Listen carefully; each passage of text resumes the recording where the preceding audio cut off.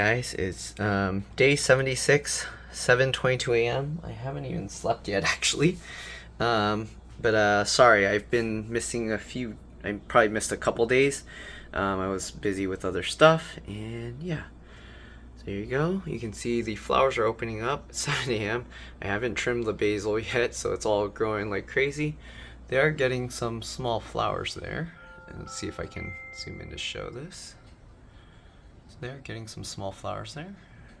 Alright. And everything else is kind of just growing big.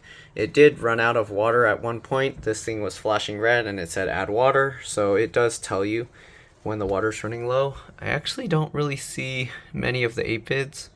You can see there's like one or two. The mint is back there, still struggling. And yeah, so that's pretty much it. That's the update for today. Thanks for watching, and I'll see you all in the next one. All right, bye.